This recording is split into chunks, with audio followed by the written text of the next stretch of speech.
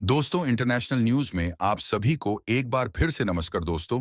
क्या आप जानते हैं कि बांग्लादेश में मात्र एक ही न्यूक्लियर पावर प्लांट है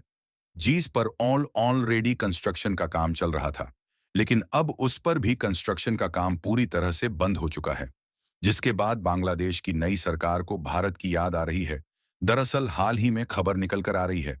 देश के रूपपुर शहर में जो न्यूक्लियर पावर प्लांट में कंस्ट्रक्शन का काम चल रहा था, उस पर इंडियन वर्कर ने काम करने से साफ इनकार कर दिया है, जिससे बांग्लादेश का इकलौता न्यूक्लियर पावर प्लांट को बनाने का काम पूरी तरह से ठप हो चुका है।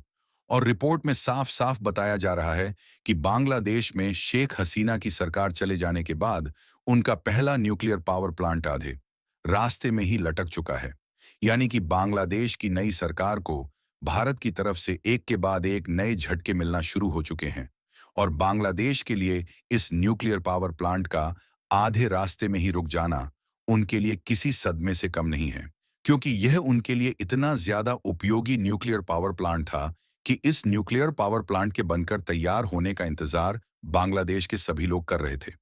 पूरी डेवलपमेंट क्या है, इस वीडियो में समझते हैं और आपको यह भी बताएंगे कि इस न्यूक्लियर पावर प्लांट के कंस्ट्रक्शन का काम किस लिए बंद कर दिया गया है और इसका उपयोग किस लिए किया जाना था। लेकिन आगे बढ़ने से पहले इस वीडियो को एक लाइक करके चैनल को सब्सक्राइब जरूर कर लीजिए, क्योंकि यह आपके लिए एक सेकंड का काम है, लेकिन इससे हमारी काफी बड़ी मदद होती है। देखिए, इस बात में दो राय नहीं है कि बांग्लादेश के हालात इस समय बिगड़ चुके हैं और ऐसे समय में उनकी अंतरिम सरकार को दिमाग से काम लेने की जरूरत है।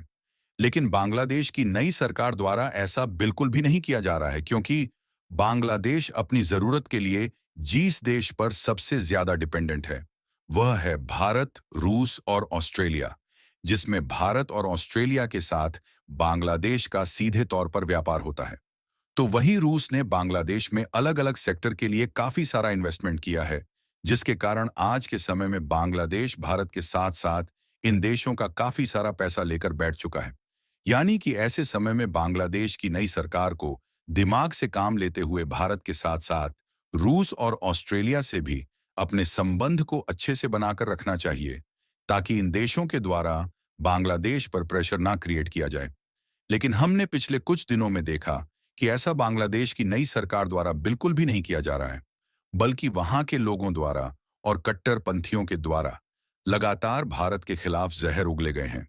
जिसमें कभी भारत को धमकी दी गई तो कभी भारत के चिकन नेक को ब्लॉक करके नॉर्थ ईस्ट वाले इलाके को अलग करने की बात कही गई। यहां तक इन्होंने हिल्सा मछली का एक्सपोर्ट भी भारत के लिए बंद कर दिया और भारत के पश्चिम बंगाल पर अपना दावा दिखाने की कोशिश की। और इसके विपरीत इनके द्वारा चीन के साथ अपने व्यापार को बढ़ाने का फैसला लिया गया और इन्होंने पाकिस्तान के साथ परमाणु डील फाइनलाइज किया।